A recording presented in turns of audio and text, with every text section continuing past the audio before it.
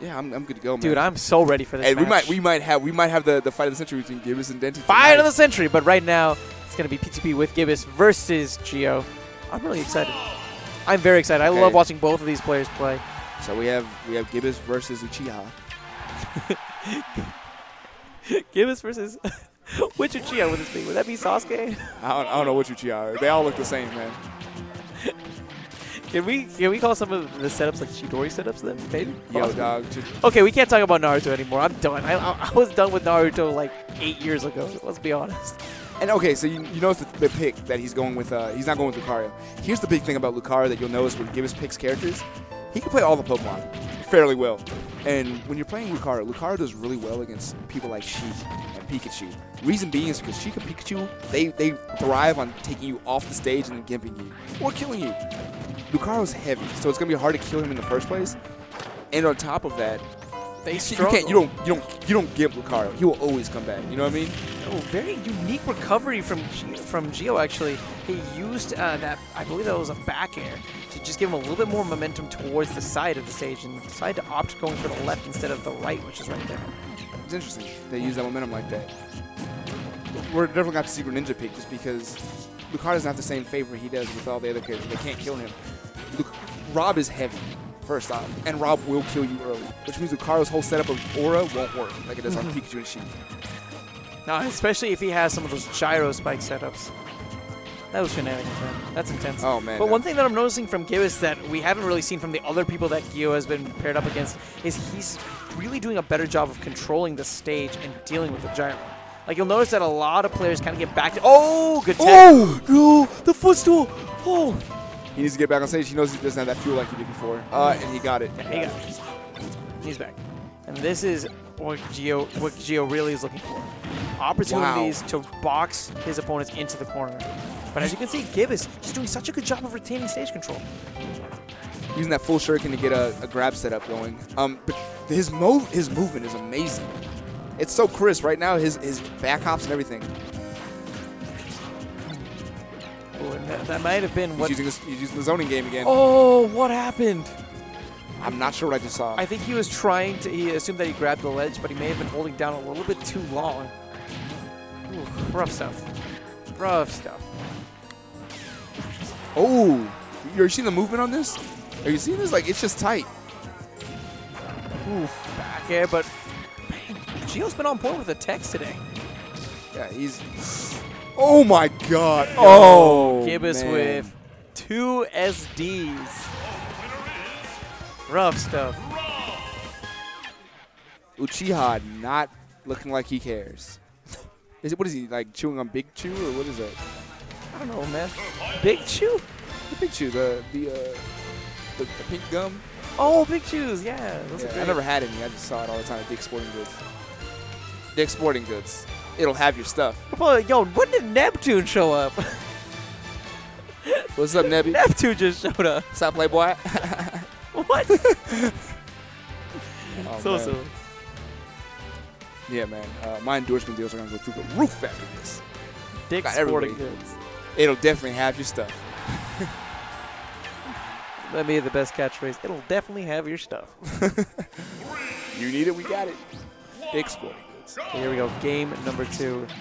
Back on Smashville, and we're going to be listening to The Roost once again. But, man, the way that both these players have been playing, I don't even care about how awful this music is to watch a fighting game to. I love this game too much to care. Like, I love this game way too much. Like, people don't have jobs because of this game. All right, Gibus is definitely trying to run this back in a different direction. I mean, yeah, he had 2 SDs in that previous game. If we cut back on the SDs, we might have an actual game. We might have a way closer game. I mean, he did a lot of the right things, you know. He didn't really fall for some of the top pressure. He didn't get boxed into the corner too much. I thought it was a pretty fair fight. I think it was literally a lot of SDs. Yeah. He didn't finish him ever. He didn't get the kill, but, I mean, he also killed himself twice. So, see if he can keep his composure. I don't know. Right now, Gio off to a really good start. Gets the nair. Just trying to just shark around and get him with that up air. Doesn't quite find it, but instead finds himself getting grabbed by Gibus. Yeah, Gio is definitely like the gatekeeper of all the high tiers at FX. Like, I know everyone always mentions Airlink and Dakpo and Denti, but Gio was right there on him. You know what I mean? He's good. He's the dividing line. He's the 11. Dude, he's the 11. Dude, he's 8th grade, man. Right before you get into high school. You thought you were ready when 8th grade hit. Everything changed when the Fire Nation. Whoa! Very unfortunate for Gibus, but some excellent spacing from Gio in the sense that he didn't go all the way up so that the air dodge wouldn't quite work out. And right when the air dodge was over, the final hit, the hit that has the knockback, actually ends up connecting with Gibus and taking that first stock. That's got to be kind of interesting. Okay, he's going to try to finish out the stock. He needs to. Not try to. He needs to finish out the stock. Because Rob is going to be around. He's a heavy character, like we said before. He's going to be around for a while. If you can't get this stock, you have to deal with him. You can already see Gio. He has no qualms with the fact that he doesn't have that extra boost on that up B. He's willing to utilize his resources as best he can and still trip up exactly his recovery patterns. Worst case scenario, man. Like, we take this into a long match. There we go. Like, the last thing you want to do is get to 60, 70, and then get set up by a Rob with Rage. Oh. That man will kill you early off the top. Yeah, dude, the binary, man. That's like that's his dream. Like, he's fine with being in the hundreds. He's heavy. He'll kill you first. Oh, yes. Rob's a phenomenal character. He doesn't have a lot of representation, but he's very good. I mean, sitting at 48%, how do you think Gibus is going to make this back? 14 to 48, so we're down by 34. Good Those answer. numbers change very quick. 0 to 100. Yeah, man. What Gibus can do, I couldn't tell him exactly because I don't know Greninja like he does. So I know he's probably doing the most optimal thing he can think of, and better than anything I could do right now. He's going to have to get back in the middle of the stage, though. Exactly. Yeah, that feels like one thing that's very different from this round. Ooh, tried to go for the gyro spike. Doesn't quite find it. He was still able to stay on, but right there he tried to roll into the center of the stage, and Gio kind of picked this up and said, here's a nair waiting for you whenever you try that option. You just got to stop doing that. Don't. Ooh. Being under. Here's oh my god. Dude, that was an incredible comeback by Gibus.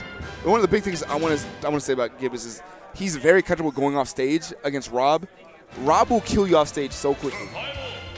When he just barely got missed by that down air, that would have been the end of the set. He ended up getting the back air anyway later on, but I mean, you got to be careful with Gio because Gio loves to spike people. Oh yeah. And that Rob spike is deadly. That will kill you early. And he is incredibly proficient at that spike, as we've seen throughout the evening. Let's see if he can maybe dig deep and pull this out as we go to game number 3. Game 3. Ooh. Game of Champions. Oh, nice little setup. I was wondering what that neutral could be used for. It's good. Yeah, followed it up with the jabs. It's cool. It's such a weird neutral that there's a lot of lag on it. It's not like Mars or anything else. You just throw it out. No, it's definitely not your standard nair. Yeah, it's like the most awkward nair in the game, honestly. Samus is pretty bad too, but that's pretty awkward. I mean, Samus as a character is pretty. Yeah, they did for Samus. But anyway. Yeah, we have too many qualms with Samus, I guess. Yeah, someone needs to fix that. Run up and goes for the up smash. Oh, well, I'm curious as to why Gio decided to choose this stage. Gio, again, like the ceiling's not that tall. And also, with the big thing with Gio is that he can do his up smash, or his up throw off those side platforms to get an early kill. Earlier kill, we'll say that. That's a really good point.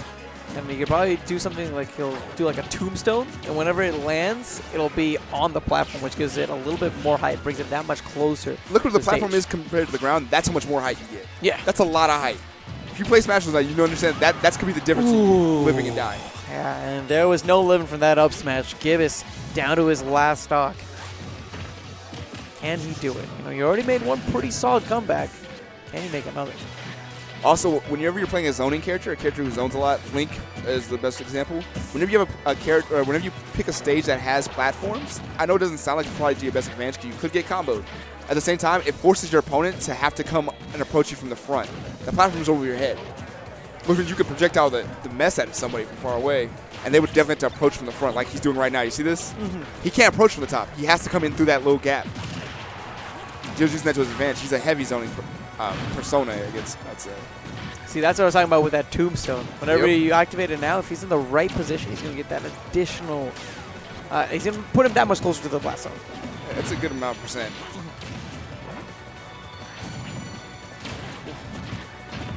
running it back.